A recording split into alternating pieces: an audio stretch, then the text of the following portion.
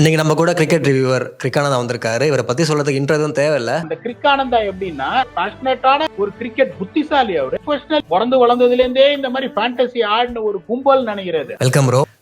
இது நிறைய தெரியாத விஷயங்கள் நீங்க தெரிஞ்சுக்கலாம். எங்களுக்குள்ள நாங்கள மீட் பண்ணதுக்கான ரீசன் பாத்தீங்கன்னா, நானும் இவங்களும் ஒரே ஸ்கூல். இது மற்றபடி நானும் இவங்களை டெலிவிஷன்ல பார்த்து யூடியூப்ல பார்த்து அந்த மாதிரி தான் ஒரு தேர்ட் பர்சனாக தான் பார்த்துட்டு இருந்தேன். பட் எனக்கு கனெக்ட் ஆனதுக்கான காரணம் நாங்கள் 2 பேரும் டான் பாஸ்கோ ஸ்கூல்ல படித்தோம். ஸ்கூல் லைஃப் பத்தி நீங்க என்ன நினைக்கிறீங்க?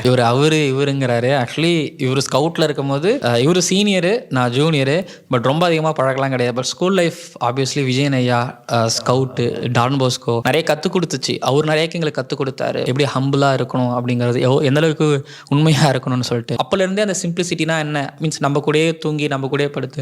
ஸோ அங்கேருந்து கற்றுக்கிட்ட விஷயங்கள் எக்கச்சக்கமாக இருக்குது. எஸ்பெஷலி அவர்கிட்டேருந்து கற்றுக்கிட்ட விஷயங்கள் நிறையா இருக்குது. இந்த காலகட்டத்தில் அதை அப்ளை பண்ணி இருக்க முடியுமானா இப்போ இருக்கிற பசங்களுக்கும் நம்மளுக்கும் அது கஷ்டம். நீங்கள் இன்னைக்கு வந்து ஒரு கிரிக்கெட் ரிவ்யூவராக இருக்கீங்க இல்லையா? இதுக்கு உங்களை எது இன்ஸ்பயர் பண்ணுச்சு? இந்த ஆனத்துக்கு இதுதான் காரணம் அப்படிங்கிற மாதிரி. ஃபர்ஸ்ட் நான் கிரிக்கெட் ரிவ்யூவராக ஆகணுங்கிறது என் ஆசை கிடையாது. நான் வந்து ஆர்ஜே ஆகணும். சென்னை ரேடியோ மிர்ச்சில் சாயங்காலம் ஃப்ரீயாக விடுன்னு ஒரு ஷோ இருக்கும். அதை மாக்காப்பாவும் மிர்ச்சி ஷா அண்ணன் தனியாக பண்ணேன். அந்த ஷோவை நான் பண்ணணும்னு அப்போ ஒரு ஆசை இருந்தது. பட் எனக்கு நிறைய பிரச்சனைகள் இருந்துச்சு. கம்யூனிகேஷன் ஸ்கில் எனக்கு பிரச்சனை இருக்கும், ஃப்ளோவாக பேசுறது எனக்கு ஒரு பிரச்சனை இருக்கும். கிரிக்கானந்தாவா இருக்கிற ஒரு காரணம் ஸ்கூல் ஃப்ரெண்ட்ஸ் தான்.